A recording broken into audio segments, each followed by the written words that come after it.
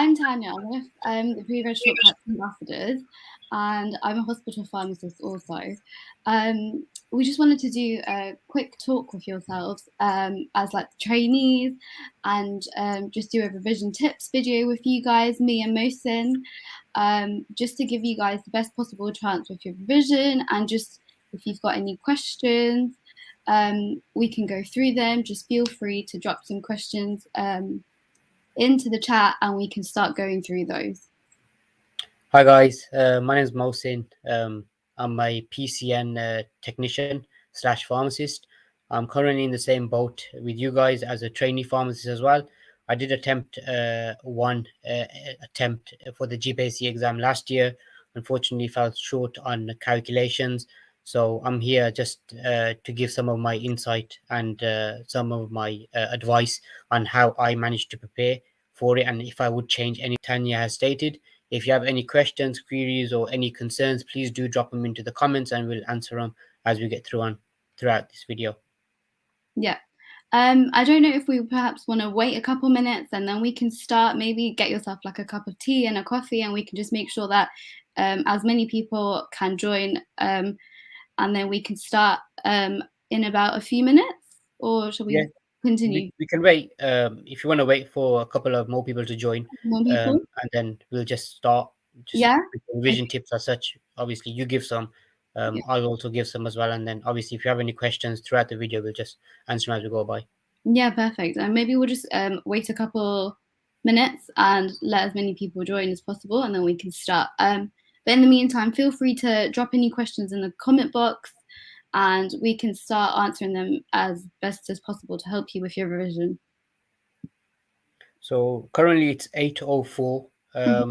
We'll wait around about 8:10 potentially, or even so we're around 8:10, and then we'll just start going through revision tips, and then we'll just see how it goes, to be honest. Okay, perfect.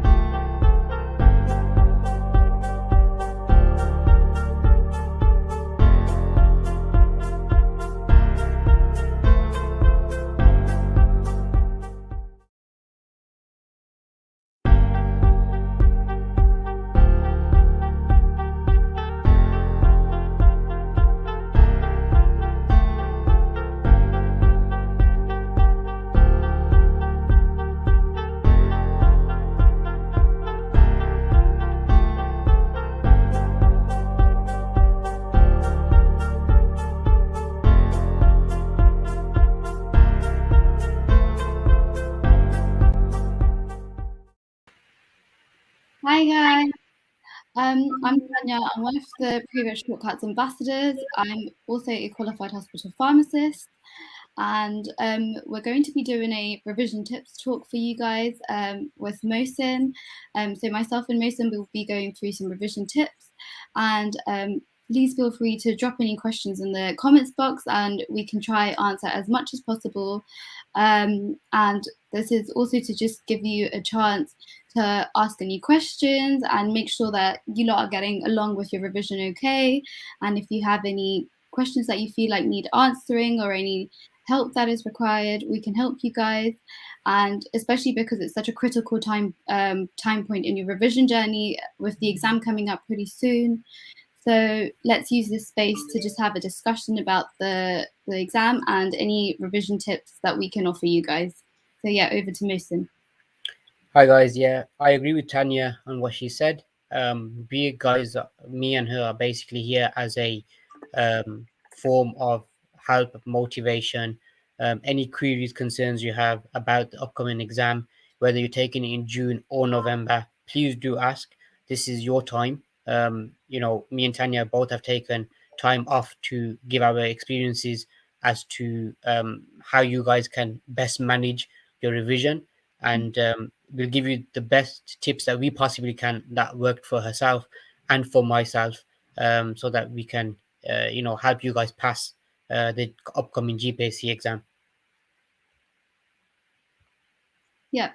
So just going through like revision related things, just wanted to see if anybody has like started revision and how they're doing it. Anybody started so far, or what we can do to help you guys if we've got any specific questions. But if we can just start off general. So in terms of revision related things, um, what I found most helpful. So I did my exam last year. I did about 2 sits before I passed. So I passed in my second sitting. So in my first sitting, I was revising, constantly revising, but I felt like I didn't have enough breaks and things. And so this is why I felt like it might be quite nice for us to just give some of our personal experiences and revision tips related kind of thing. It might not be perfect, so it might what might work for us might not work for you guys, but it's just certain things to consider or try out and embed within your revision and try tweak to see what helps you guys as well and to enhance your revision and learning as well with your pre-reg exam, which is upcoming. Um, so yeah, so let's get started. In terms of just basic revision, what I found useful was um, from the previous shortcuts family, we were given like a revision schedule, and this kind of broke down all the big topics into like smaller bite-sized chunks. So cardio is broken down into like 10, 15 topics with like a tick box, like a time, like a table, like a grid. And Sorry what guys, I think sorry, that her connection was a bit backward and forward. sorry, I think, did you lose connection for a second? no. Oh, unless it's mine. I literally, your thing just went blank, so Oh, I thought maybe you might have gone and such, but carry on anyway. yeah. So what I found most useful was one of the most useful things to like structure my revision was having the previous shortcuts revision timetable. And the way I used that was basically I would look through the most high weighted topics, being like the cardio, neuro, and endocrine topics. And I would slowly start to break those down and see what I wanted to focus on today as like my main thing to revise. And then the other way I would also use that revision timetable was also look at the smaller topics, so like the lower weighting, so like genitourinary, blood and nutrition, and things like that, and use that as like a secondary form of revision. So I would do one large topic a day, and then also one smaller topic a day as well. So if it was cardiology, I would break that down and pick like 3 or 4 smaller topics within a large weighting chapter because there's no way you can revise all of it. Or if you try revise all of it, you're not going to be doing it as productively as we would want to, because the whole point is to retain and understand and be able to use that information. So I would break down each chapter, figure out what I need to try start learning, and then also embed that with a smaller chapter. So, say I started with cardiology, trying to do like ACS, AF. Say we're doing also blood pressure, and then that would be like my main weighting topic for the day. And then also I would do like blood and nutrition after obviously having a break and stuff, and then that would be my next topic. So it was kind of like relief to my brain as well, because it's like you're learning a large weighted chapter with a smaller chapter later. So I did find that quite useful. um, and that's how I use the revision timetables to help me as well. So that I used to help structure my revision, along with making sure I did the so making sure that I also focused on not only the clinical side but also the calculation side, because that's a whole paper in itself, where we all need to pass both papers to be qualified. So with the calculation side, what I did was I would do about 10 to 15 questions each morning. The reason I would do each morning is because I'm a early riser, so I found working in the early morning around like 6 a.m. onwards would help me with my revision, because it just meant that people were still asleep and I was able to wake up, slowly start to get ready, get my head in the correct space, and then start my revision. So I would start off with about 10 to 15 questions of maths related questions, and then take a small little break, and then start the clinical side of things. So it could either be the MEP or the OTC, high risk drugs, or actually my clinical revision, which is revising chapters.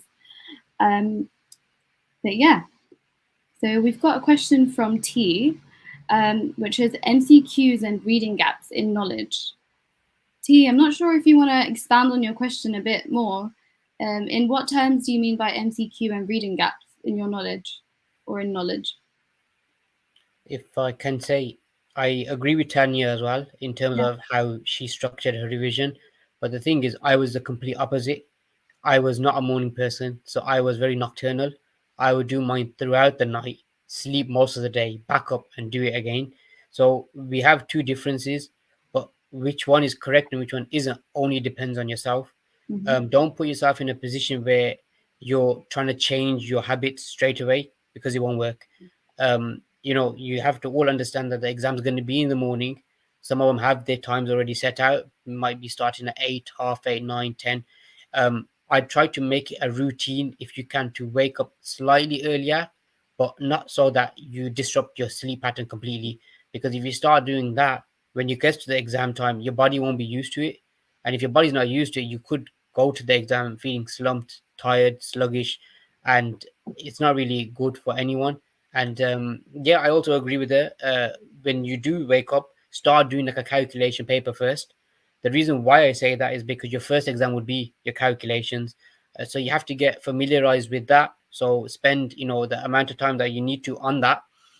Take a small break. But when you do take a break, do make sure that you do take a break. Don't think, okay, I'm gonna take a break 5-10 minutes, but then still think about the calculation side or clinical side, because you're not taking a recommended, or a break which is going to be suitable in that time period.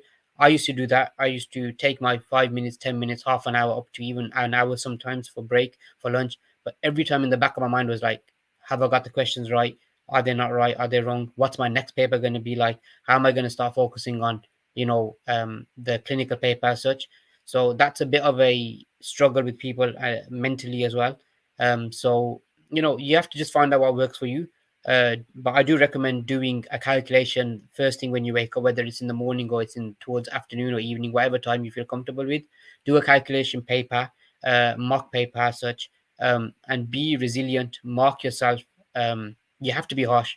If you're not harsh and you're just giving yourself free marks, it's not going to benefit anyone. And then after that, take a small break, and then remark the paper as such, or mark the paper if you haven't. Go over the questions which you are lacking on, and if you feel as though you are complacent, keep going over them. Don't ever feel as though you can get into a position where you feel as though you're on top of your calculations. Keep working on them whenever you have a chance. And then when you do your clinical side, always understand the rationale as to why you're choosing the answer. Don't think, okay, because someone's given me the answer, I don't know, a couple of days ago, it's because of that. you need to know yourself as to why it is. Because in the exam, it's only yourself. Um, so yeah, we'll move on to the next question that our lovely Uma Majid, our CEO of Pre-Reg Shortcuts, has given us. How did you both revise for the GPHC exam? Did you start with the high-weighted chapters first? I've given my side of things. I did calculations, as I said previously, a couple of seconds and minutes ago, and then I moved on to clinical. But yes, I did start with the high weighted. I thoroughly went through the high weighted, and then started slowing down towards like the intermediate, middle weighted, and then low weighted. But I would recommend same thing. Start on high weighted. We're gonna have most of the questions come up from high weighted. The middle and lower, I still would recommend you to go over, even if you think potentially vaccines may never come up. I thought that, and guess what? They come up. So do go through everything.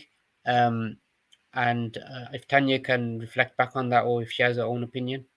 Yeah. So in terms of how we started our revision, um, what I really want to emphasize is making sure that you balance your revision.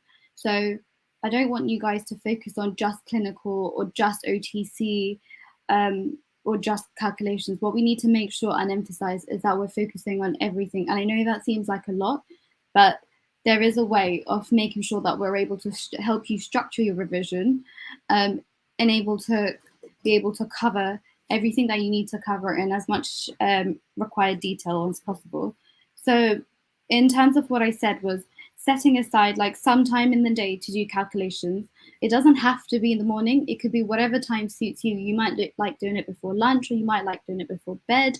Personally, I preferred doing it first thing in the morning when I woke up, because that just meant that I was fresh, my brain was ready to go, and I could focus on calculations, because that was one of the reasons why I didn't pass my first exam. So I just needed to make sure that I was doing my calculations constantly and just being able to feel as confident as possible with myself to be able to pass the second time around in my second sit for my calculations exam and obviously my clinical. But yeah, in terms of the high weighted chapters, so what I want to emphasize on is we need to make sure we're not only focusing on the high weighted, but also focusing on the medium weighted and the low weighted. So things like blood and nutrition and digestion, so like gastro related topics, which are medium and low weighted.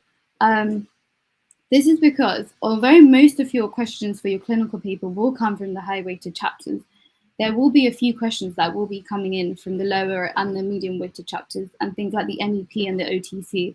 So we need to make sure that we're all able to answer as many questions as possible correctly to give you the best possible chance to pass your exam, regardless of what sit it is. So yeah, in terms of I can show you what I did as well in terms of revision as well. So when I did do my high weighted chapters, I would also create these kind of like flashcards. I don't know if these will help everybody, but I'll show you what they are. So it would be something like this, and it would show like diabetes, and then it would just be just me in color coded, like just writing what I think is necessary. And then I would stick these on my wall near my desk. So this is antibiotics, because this is also high weighted. And these acronyms have come from like the Pre-Reg Shortcuts combo course, when I was on the combo course. And what I would find is I would actually set some time, about like 15-20 minutes a day as well. If I'm just bored of like generally revising, what I would do is actually just sit at my desk and look at my wall and just go through these flashcards, because I actually had about 20 of these for little different topics. Some were like high weighted, some were low weighted, some were to do with like the MEP, OTC, anything that I felt was important for my revision to remember. I would create these color coded flashcards and start just revising there, and I would do active recall. So what I would do is start to say it out aloud. It sounds silly, but honestly, do whatever works for you. If writing it out works for you, do that. For me, what worked was I've done writing it out previously, but I felt it's not as productive. Your memory is not as engaging as well. You're not remembering as much. So what I found was saying it out aloud, and it worked. I was remembering more. I was retaining more information, and just sitting there reading those flashcards. Even it was literally just about 15 minutes a day. Whenever I didn't feel like, or I felt a bit fried with my brain from just general revision, this is when I came to that wall to read, and I would make sure I did that every day, because Some of my topics were diabetes related, a lot of it was epilepsy related, because personally I found epilepsy quite hard. Um, and then there was OTC questions, things to do with mental health, like depression related acronyms, and like if we're switching from one antidepressant to another, what's the washout period, and things like that. So whatever I felt was I was underconfident on, I would create those kind of flashcards just to help me keep going through it. So what we kind of tend to do is we tend to steer away from what we're not really good at. And I don't know if you guys find that as well, but I will prefer to usually start my revision with things that I know already, and that makes me feel better. But what we also need to focus on is things that we don't know, because that's what we need to make sure that we've, because if you already know something, it's great, you're constantly revising it, but what about the things you don't know? So that's why I would try start with something I don't know. That's why I would go to the high weighted chapters, start on one of the harder topics, and then slowly in the afternoon, when my brain is slowly starting to get more tired, after lunch I tend to get like a really bad afternoon slump. So that's when I would start to do my easier topics like blood and nutrition. I'd be like, yeah, vitamin B, iron, those kind of things just went into my brain quite easily. It was just like kind of, it took less energy to have to remember and understand it, whereas like cardiology, antibiotics, all those kind of things required focus and like constant like attention. So those kind of things I would do perhaps in the evening or the morning when I actually have more brain power and like energy as well. So yeah. um Rabina Khan, she's got a good question. So how would you know you're good for the exam, or whether you're feeling, because she's feeling quite underprepared and tired? um Mohsin, do you want to have a go at that and then I'll add to it? I don't think anyone's ever ready for any exams. Yeah, You could spend 6 hours a day, six absolutely. hours, every single day, hardcore revision, feel as though for I don't know 6 weeks, feel as though you're up to date, ready. But the moment you hit the exam, your stress levels and your nerves are the ones that play with you, um, and that really does throw people off. I think majority of the people in my cohort who didn't pass first time, was because they felt as the nerves had thrown them off, and they were well smart, very smart. They're very like first class students. So I don't think anyone can feel prepared for an exam. You just have to keep practicing, have faith in yourself. The part of passing is having faith in one. If you don't believe in yourself, no one else is gonna. um the whole tired part, unprepared, pre-registration, yeah, drains you. Every single day that I used to come back, I used to feel tired. I used to be unmotivated. I just was working through a day after day after day. When it come to weekends, I wasn't touching any revision, I'll be honest. I was just sleeping throughout the weekend, trying to recuperate my energy, go back to work again, until I got to around about maybe the 6th week, before the exam. Then I took the time off. So that 6 weeks was very grueling. I had to get my body into a certain way for me to, revise. I was starting to, you have a lot of issues with eating, appetite, sleeping, dehydration. You have all these things that link in that don't really help your revision period. The only thing I can suggest for that is keep at it. It will persevere. You will get through it. Like Tanya, she did in second try. I know some people who have passed on the third. We've got our famous Payal. She passed on the fourth or fifth or sixth attempt. I don't know. She'll be able to correct me on that one. She managed to do it, so everyone can do it. The pre-registration year is a tough year, without a shadow of doubt. Whoever says to you guys that it wasn't tough is lying. There is no way. There's no way they didn't find it tough, unless they were born genius and they could do that with the eyes closed, or they're like very high marked first class students. I've got like one Nobel Prize and stuff like that. They're the ones that have done it without any issues. But everyone does struggle. It is You're not alone. Everyone does go through it. Me currently, I'm still going through it. I'm going to be sitting my second attempt with you guys in June, and hopefully we'll all come out at the end of it with the passes. But it is hard, it is tough. But as pre-read shortcuts, we are here for you guys. Like Marvin says, we are a family. Like Uma says, we are a family. So whatever you guys are going through, so are we. Yeah, and I'd just like to add to that. So in terms of feeling underprepared and tired, I completely get that because when I was in my previous year, it's quite a demanding year. You're working, you've come out of uni, you're working for a whole year, and you're also trying to live your life and also add on top of that, you're trying to revise within the hours that you've got off. So it is quite a hard, demanding year to balance, especially with like revision, living your life, and also having to work. So what I recommend is as it comes closer and closer to the exam, it would be quite a good thing to talk to your employer and try like negotiate or try decide with your tutor if you can have certain days off. I know many places they give like some people like a week or 2 weeks off before the exam, which is that time off is invaluable. But I know some people that have had some troubles with their employers as well getting time off. What I would recommend for that is perhaps trying to get to like a middle ground with your employer. So if they're not willing to give you a whole 2 weeks off before your exam, that's fine. Try get certain days off within the week. What might be nice is like to maybe have like a Wednesday off if you're working Monday to Friday. Because if you have that Wednesday off, you're getting that rest day, and also you're also able to work 2 days, have a rest period. So Monday, Tuesday you're working, Wednesday you're off, Thursday, Friday you're working again, and then you've got Saturday, Sunday off. So that lets you have like half of Wednesday to yourself and then do revision for the other half. So you're kind of like splitting your revision.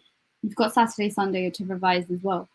If possible, try get a couple more days off within the week. But if you started from now and tried get like maybe Wednesday, Thursdays off every week, if you've got annual leave left or if your employers are willing to meet you in the middle somewhere, that might be good. Obviously, this is a very employer based like tip, but it might be something that you might want to have a conversation with your employer because at the end of the day, it is in their best interest that you pass, because it also reflects on them as well. So they need to also try and meet you in the middle ground and help you aid your revision as much as possible. So that's one of them. And in terms of feeling underprepared, I completely agree with what Mohsin said. Like, no one will ever feel prepared. There's just so much that, like, no one will ever feel prepared. But what you need to remember is it is all about mindset. And this is something that I learned from Marvin and Uma. Everything is about the mindset. And if you've got that positive mindset that you can do it, you're already halfway there. And in terms of feeling underprepared, I would slowly start going through like question papers and then also start going through the combo course if you're on it and making sure that you've got all your notes prepared, because this is the time to make sure you've got all your notes prepared. So the rest of June, you can just focus on revision, consolidating that information and clarifying any issues that you've got. In terms of like exam papers and past papers, if you're getting like half or 50% of what you need to get like marks wise, don't be disheartened. Honestly, we've all been there. We've all been at that point where like, oh my god, I'm only getting 50% in my revision. I mean, oh my god, like I won't pass. That's not the mindset. Like, what you need to remember is these past papers are made much harder than the actual revision. um so don't let the revision papers like put you down. Don't let that play with your head. Don't let that ruin your mental space. Like, you are doing well and you need to make sure that you continue, but we just need to make sure that if you've got the combo course, try use the combo course, because that's what I used for my notes, and they're broken down to like the point that anybody could understand it and to understand it and retain the information, because that's what I found the most useful. I used that. I found when I used to read the BNF myself, it was too hard for me. It would just confuse me even more. Um, so that's what I would say in terms of feeling underprepared. If you're using the past paper marks as a way of thinking whether you're prepared or not, please don't compare yourself with those, because that's not an accurate representation. Obviously, use that as a rough estimate, but that is not a way of seeing if you're ready to sit the exam or not, if that makes sense. But yeah. So we've got someone having a question of tips for active recall and retaining information. Do you have anything, Mason, for that? Currently, what are you doing? Ooh, Give us your tips. my tips for this, obviously, because I'm dyslexic, my tips I don't think will work for some of you guys. But I do agree with Tanya about saying it out loud. But the way I would, active recall is I would write it down. I would say it a few times. I'd cover it, and then try to think about what that is, if that makes sense. So like if it's I don't know, for example, for beta blockers as such, I'd make like a list of beta blockers. I'll try to learn them all, cover it, say it out loud again, and then tick each one as I go off. Some people may think that's excessive because why are you learning all beta blockers, but I didn't want to take that chance. So I comfortably passed the clinical with no issues. It was just the calculations. I can only talk about the active recall, about the clinical side. The calculations I still struggle with till this day, but there's no success without struggle, as I say. You have to keep going through it, persevere, and towards the end of there is light at the end of the tunnel. So I think you might have a better say about the active recall with your fancy Active recall. flashcards. Active recall, I'm not really too sure about. The way I felt like I did my active recall was saying it out loud. And what other thing I found quite useful was, that on the combo course we get given so many acronyms like bacon and the amiodarone one with the Amy is a Yeah. photogenic, yeah, and all those kind of ones. So what I would do with certain acronyms. So let me use my little card as an example. So on a piece of paper, what I would do is write out my acronym. So for if we use the first one as an example, so if we're going to use this one as an example, so the acronym is LP3 for remembering which ones have a high life half-life, so you only need once daily dosing. So that's where the acronym is, LP3. So what I would do is on a white piece of paper every night, I would write out all my acronyms that I want to test myself on. So some were related to like antibiotics, which were like drop fat, or that was for, I think, before food was the drop fat acronym and things like that. I would write those out on a piece of paper and I'd like draw a little dash beside like each letter. And then when I wake up the next morning, that's when I'd test myself on it. So I'd read these in the night before I went to sleep, and then I'd test myself in the morning because, as you know, they say that sleep is what helps our memory grow as well. So that's how we're retaining information as well. So making sure that we have our at least minimum 6 hours of sleep um, during our revision period is great. So for me, I used to wake up around like 6 a.m. and go sleep around like 12 a.m. So I know that sounds a bit crazy, but that still meant that I had my 6 hours. Obviously, there were some days that I would either be going to sleep slightly later or waking up slightly later because my body was just tired. Um, but yeah, I really found that method really, really useful because it was kind of like fill in the blanks for me, but I would be creating it myself. So I started doing that for paracetamol dosing, ibuprofen dosing. I started doing that for high risk drugs like lithium to know it's like overdose side effects or valproate side effects because there's acronyms for lithium, which is like literally the name lithium spelt out, or valproate side effects. I found that really useful because that meant everything that I didn't know was slowly starting to go in. Obviously, I wouldn't get all the fill in the blanks right straight away, but within a week's time, I would be slowly starting to remember it, getting it right, and things like that. I would also do that for therapeutic levels of drugs as well. So there's certain drugs that have certain levels that they are in a therapeutic range. So like high risk drugs like lithium or carbamazepine, things like that. I would write out the names and then fill in the blank the next morning. So that's what I found useful as well, because that just meant that I was constantly repeating things, but in a different format. It wasn't just me saying it. This time it was actually me having to think it and write it the next morning after having read it. Or it does you don't have to read it the night before. It's just you testing yourself. And just make sure you're not disheartened because you won't get it right the first time. You will only start to get things right when you're consolidating and constantly repeating because repetition is what gets you there.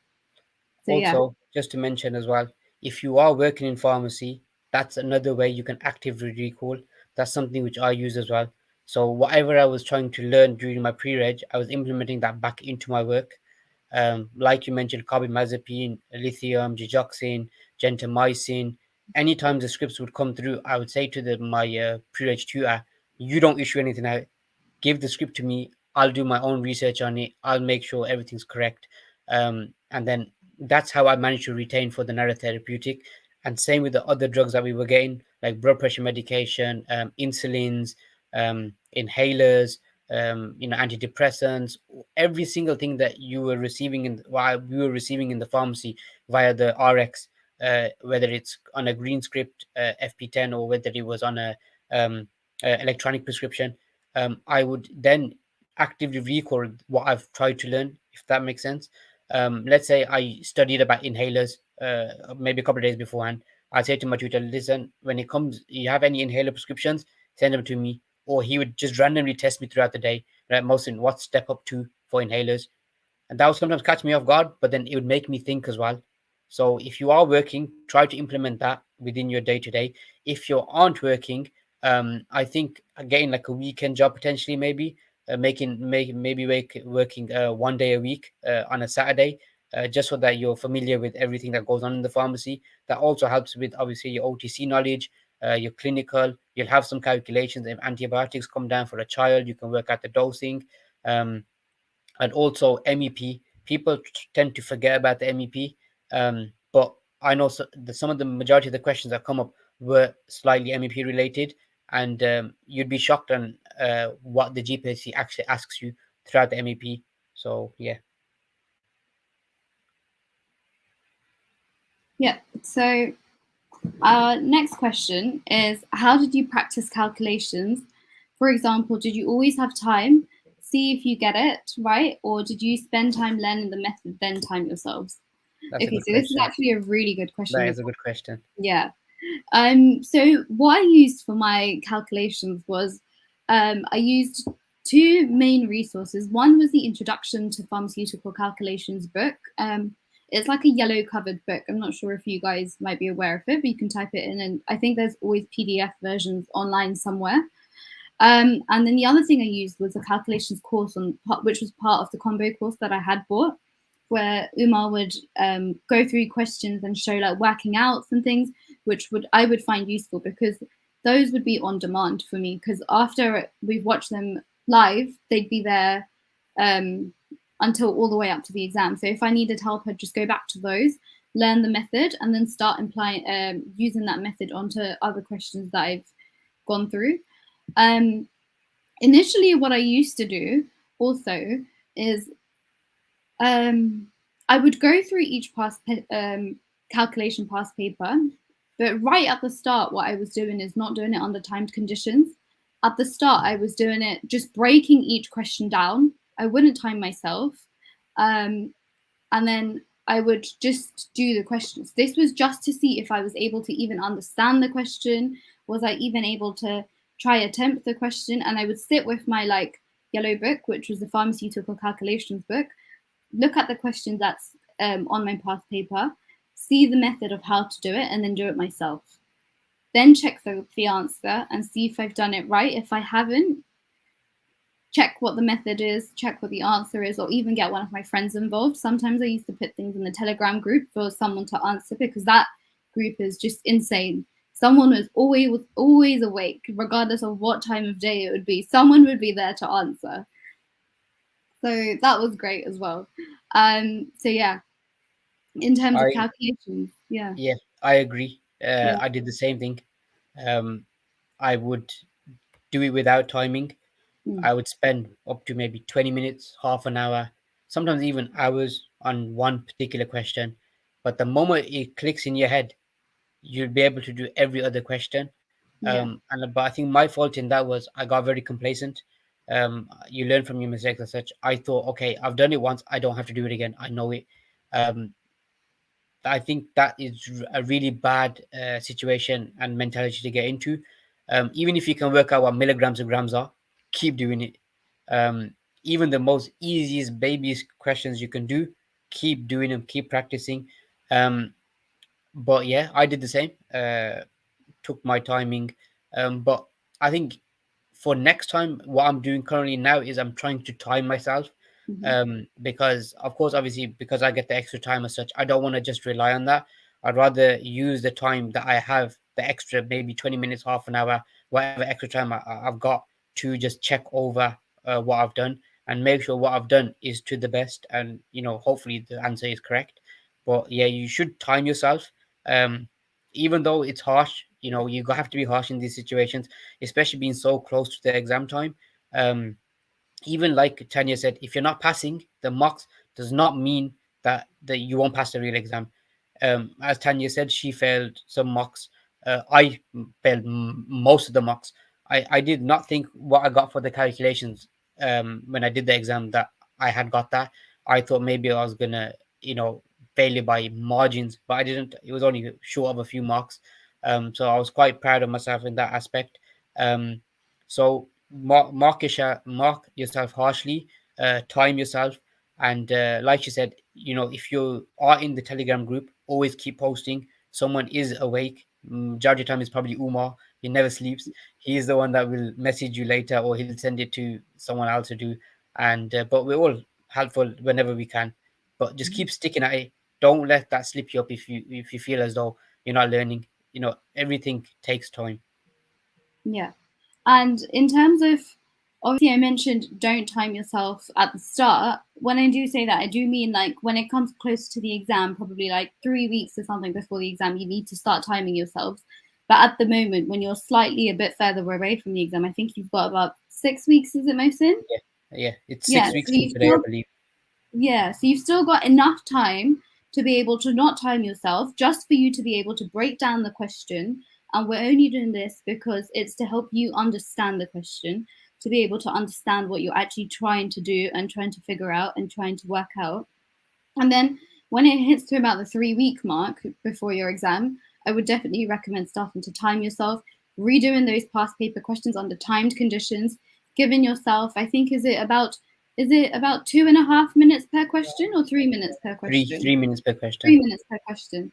So definitely say give yourself that time limit as well. And in terms of, I think you get 40 questions in the paper of Yeah, calc. Um, what you need to remember is some questions are harder than others, and some are super easy. Like some are yeah, just dead basic. What you need to make sure, and what I found the most useful, is that every mark counts, and every question, regardless of if it's super easy or super hard, is only worth 1 mark. Your really hard question that takes like 100 steps will still only yeah, get you 1 mark. So you need to make sure that you do all the easy questions first to bank as many points as possible, or as many marks as possible, and then slowly go back to the harder questions, because that's where a lot of people get carried away. And I think I did get carried away the first time as well, where in my first set, I would do these calculation questions, and I was so nervous, so filled with anxiety that I would do my first question. It could be something so basic, and I would recheck that on like in like without a calculator. Then I'd check it with a calculator, and then naturally I'm going to run out of time because all I'm doing is focusing on that question. But what you need to make sure is you do that question, you do it obviously in a correct manner, and then you move on. Don't focus on that question. Go to the next one, because your clock will be ticking, but you're not banking any more marks because you're not doing any more questions. So try to do all the easy questions first, then go back to the harder ones, because naturally the harder ones are going to take more recall, more time, more steps. Um, so it's just a tip that may work for you, may not work for you, but I found it quite useful, which was focus on the easy ones first and then slowly come back to the rest. And this is only because every mark and every question is just worth the same, regardless of, it could be a 10-step question or it could be a 1-step question. Still worth 1 mark. So yeah. And I definitely recommend timing yourselves closer to the exam. So at least 3 weeks before the exam, starting to start doing those papers in full. So giving yourself the time limit that you've qualified for. It might be the normal time limit, it might be extra time, but doing it within that time limit to make sure that you're able to try and practice within those exam conditions, and do it with the calculator that you're allowed. So don't do it with like those scientific calculators. Don't do it with anything that you're not allowed, because you're trying to prepare yourself and put yourself into that mental space that you're within that exam. So and yeah. if you haven't got a calculator, go get one. I You got 6 weeks. Yeah, You got 6 weeks. No excuses. Don't want anyone yeah, turning up at the exam like, I ain't got a right. calculator. We've told you, get a Yeah. calculator and make sure it's the right one, not the wrong one. Oh, absolutely. Because that is the worst thing, to turn up A, without a calculator or even a wrong one, because that will Yeah. already put you in a wrong start in your exam day, and you don't want that. You don't want anything to ruin your mental space in that on that exam day, because your mental headspace is what will count a lot. It will be 50% of, at least 50% of how you will perform, because if you're in that positive mindset and having to prevent any things that you don't need, then it will help you and make your day smoother as well. So yeah. Yes. Do Um, you have any more questions? yeah, we've got quite a few in the comments.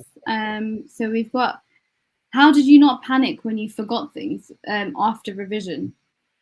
So Gantler, this is obviously only natural. We're all human. We're all gonna forget things. So don't stress out if you're forgetting things. But what I would like to reiterate is repetition. Repeating things, constantly having to go through things, it will slowly get you there. When I was at the start of my revision, I could read something today, I'd go back to it tomorrow, and I'd be testing myself.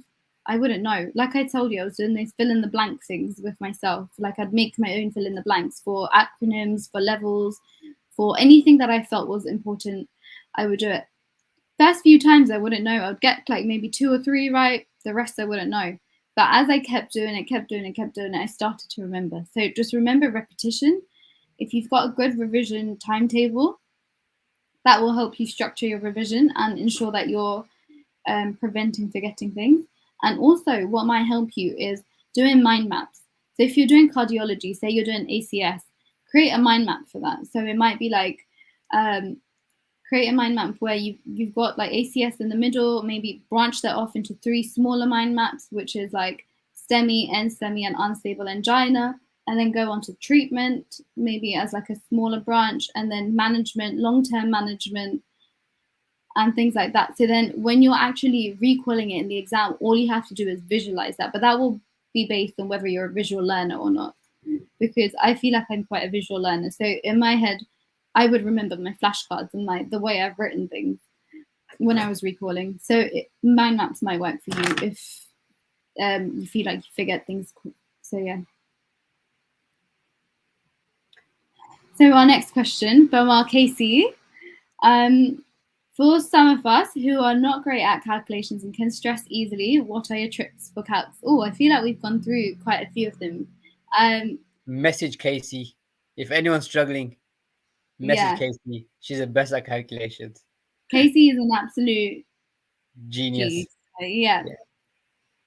Yeah. So yeah, hopefully we've gone through any calculation tips for you guys. But if you've got any Yeah. more specific tips that we might not have touched upon calculations, just feel free Yeah. to put it in the comment box. Yeah. Next question is, how did we cope with nerves and anxiety before and during the exam? So Okay. how do you feel your first exam? You tried Um, to, I didn't have my nerves were there, but it wasn't as dramatic as the uni ones. yeah, Because I felt like I was fully prepared. I felt like I did the best I could. Nerves yeah, would not have helped me in that situation whatsoever. So you go in there with a positive mindset, positive focus, and you just try your absolute best. I posted something on Telegram, if you are on the chat, that having two failures does not mean you have a life full of failures. It's the absolutely. exact same concept. Um, you know, you go in there, the moment you hit with the nerves, anxiety will automatically start. Then you start Mhm. forgetting stuff. The most easiest things that you could do with your eyes closed, that you've done a million amount of times, you could have potentially looked at it before even getting into the exam, and you're like, yeah, I've revised it. But the moment the anxiety and nerves hit, you tend to lose focus, you tend to lose your concentration, you start to forget stuff.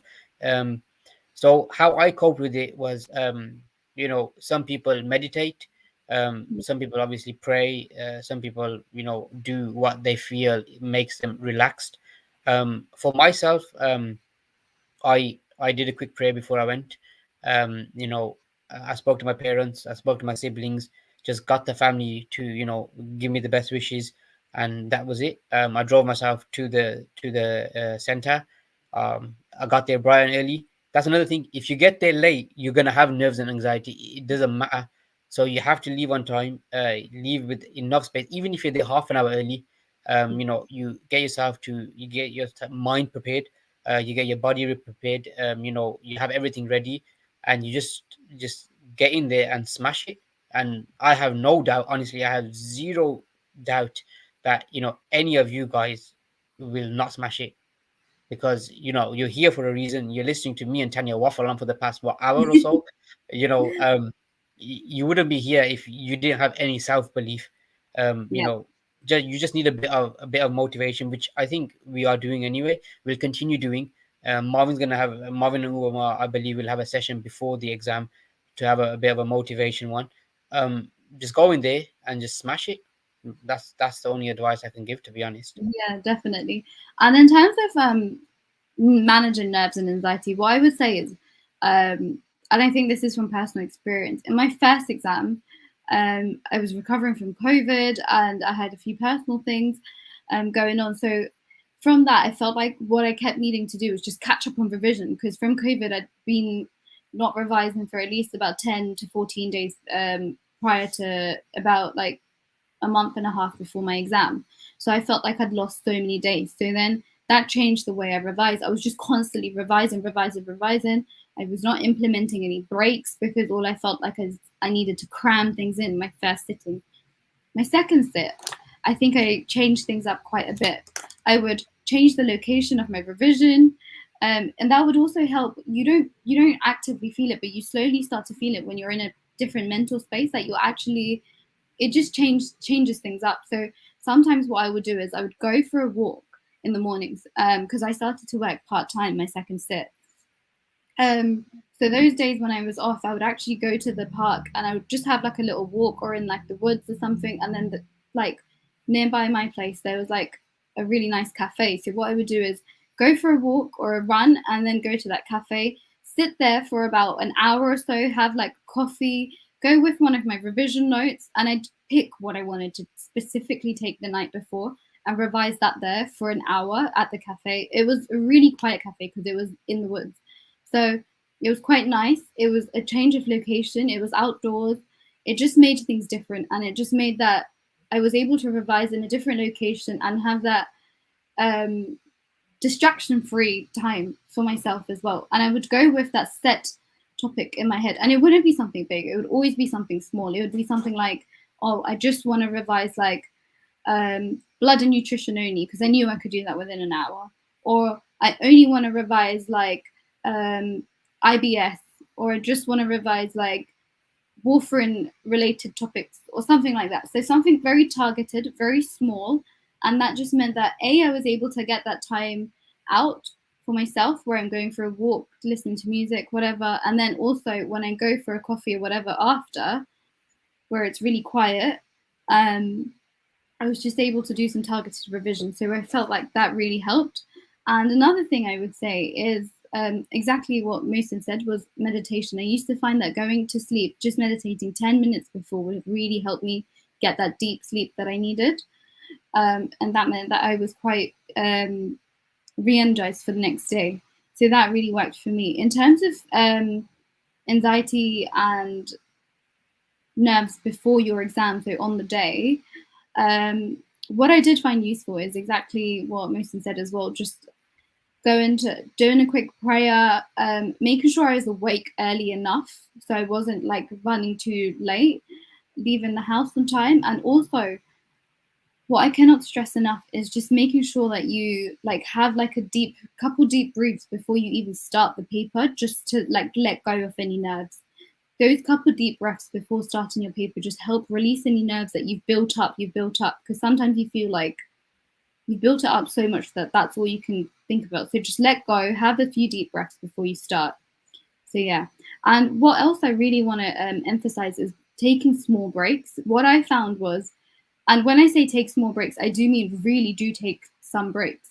What I found useful was I found like a 20-minute show that I was quite enjoying and on Netflix, and that's what I would use for my breaks. That's how I would time my breaks. So I'm not getting carried away with my breaks. So sometimes it would be like Friends, or it would be like Modern Family or things like that, because I knew those were 20-minute episodes. So I could time myself. If I wanted to watch one, I would watch one, and I knew that was about 20-25 minutes. Or I'd maybe even stretch it to two if it was like around lunchtime, or three if it was like, when you wanted like that extra break. So then that just gave me that extra time. Or obviously you don't have to do that, but that was just something I found useful, that sometimes having those 20-minute shows was a way of me timing my breaks. So I'm not getting too carried away. But yeah.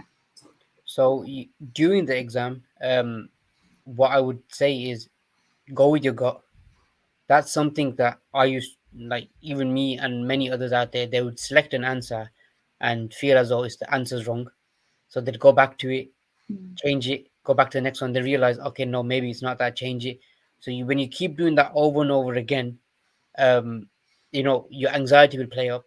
So always go with your gut. Your gut will always tell you right. And another thing is, after your exam is finished, as easy and simple as it can be to ask someone else what they got for the exam question or what they got for the answer, please don't do it. um because that automatically triggers some sort of, I don't know, release of god knows what else, and you're just panicking even after the exam. It's out of your hands. You've done it. You've done the best to your ability. Mm. Try not to ask others after the exam what they put down for this question and what they put down for that question. Some of them, they might be exactly like yours, but some might not be. That may make you overthink, cause more detrimental mental effects, um, and they're just emotional as well. So I wouldn't advise it, to be honest. Just another thing that I wanted to mention is if you do have the combo course, obviously you can access it on your phone and stuff. So sometimes what I found useful is if I'm doing like a mundane task, like I don't know, like folding laundry or something just quite mundane, like say perhaps driving somewhere. Like I used to drive back from my pre-reg location to home sometimes on the weekends. That would be like an hour. So what I would do is sometimes it sounds a bit weird, but I would just put one of the combo course lectures, but I would increase the speed by 1 to 1.5, so that I was just able to listen to it in the background. And it doesn't sound as effective, but honestly, I felt like I was learning so much from it because subconsciously you're listening, so you're picking up things slowly, um, with it being in the background. Or sometimes, if I just got tired of reading and actively recalling things, I would just sit there and watch the course for a bit, but obviously at a faster speed. Sometimes I would speed it up to like 1.75 or whatever I felt I needed for that topic and the complexity of it. Um, it just meant I was still revising in a way, but in just a different format. This was just me listening to something, rather than needing to like actively read it or watch it or see it. So I did find that quite useful as well. Yeah. Yeah. Also, if you are doing it alone, try to find a partner if you potentially can, Mm. or a group of friends that you can bounce some feedback off. Yeah. They may be strong in one, I don't know, topic. You might not be. You can then, work with each other to get to the same level. Likewise, and vice versa. You might be strong in something they may not be. And if there's four of you guys and you're all like, doing one chapter each, um, basically bring it back to uni days. Um, so you'd be in a group. Someone will have, I don't know, cardiology, someone will have endocrine, someone will have infectious diseases, someone will have another high rated drug topic, and you all make your notes of that, and test each other on them. That way you also, you have that feedback technique. You're also learning. You're enjoying yourself. When you're enjoying yourself whilst you're revising, it sticks to you a lot more. Yeah. It's when it starts becoming boring and daunting and you don't like to open up a book to revise. That's when you start forgetting stuff, and even with stuff that you've already learned, you start forgetting that as well. So you have to try to make your revision as productive but also as enjoyable, because once you enjoy something, it starts to stick with you a lot more. Yeah. So yeah. Definitely. And if you haven't joined pre shortcuts, well, if you are watching this, do join us. um there's a lot more of these motivations that Umar Majid and Marvin Munzo do. There's also the ambassadors as well. They've also done their part, so you can previously check their videos out as well. The Telegram group is absolutely amazing. We've had a very high success rate of people passing with us. Hopefully, we'll be the next cohort. Just to bigger and better things. And if I can mention it, Marvin also made an announcement that he's with the pre-reg manual. So we're using their resources as well. So why wouldn't you want to join us in that aspect? Become part of the family, and just aim for the stars. Really. Yeah. Um, in terms of just one more thing I wanted to add for revision tips before we finish, because I get that it's getting quite late, was when you do your revision past papers, when you do get questions wrong, make sure you write those on a separate piece of paper. So the answers and like the rationale behind it, so you can revise that on a later date, so you can start going through that as well. That was just one of my last tips, because it's everyone's going to get things wrong, but it's what you do after you've got what you've got wrong. So it's the way you're doing it is writing what you've got wrong, write what the actual rationale is. So if I got a answer wrong, say like I got the level of lithium wrong, then I'd write that the correct level on another piece of paper, and I would keep doing that for all my answers that I get wrong, and then I'd start revising those and going through those. So that just meant that I'm going through the things that I've got wrong as well. So you're building on those your weaknesses as well. So you're not only getting things wrong, but you're also building on those weaknesses, because it's what you do after that counts the most. So that was just one more thing that I wanted to go through before we start to wrap up the session. But hopefully you guys have found this useful. If you do have any more questions, please do post it in the Telegram chat or feel free to contact us. And as Mohsin said, Umar and Marvin are planning to do quite a few more sessions with you guys, especially in the run up to the exam. So hopefully that can be embedded with your revision and help you with your learning, and just continue to reassure you guys that you guys are doing great. And please feel free to contact us before any of those sessions or during those sessions for any support or any questions that you'd like to ask. But any more questions right now? Maybe we'll give it a couple minutes and then Yeah, I think yeah, for another 30 seconds or so, and yeah, then I think we'll so call it one, too. to be honest. Yeah, Um, I think it is getting pretty late, to be honest. We've been I here think for so too. about an Yeah, hour as such. But hopefully everyone's benefited on what myself and Tanya have said. Um, yeah, but yeah, I'm really glad that we were able to do this session, and just make sure that you guys keep tuning in. I'm pretty sure there's going to be quite a few more YouTube lives coming up to the coming up yeah, in the yeah, run up to the exam, so that should help you guys as well. And in the meantime, just feel free to reach out on the Telegram chat. You've got so many options that you guys can use for helping the revision, and also use the Telegram group chat media as well, because yeah, you can go back in the media, so you can see all the revision papers that have been shared, all the revision documents, and anything related to that. But just make sure you balance your revision with MEP, OTC, calcs, and clinical. So yeah. yeah, um, I yeah, think we'll call it one. So thank you very much, guys, for listening to myself and Tanya. yeah. Again, we are pre-ed shortcuts, and if you need us, you know where we are. Thank you so much. Have a good evening and good luck with your revision. Thank you.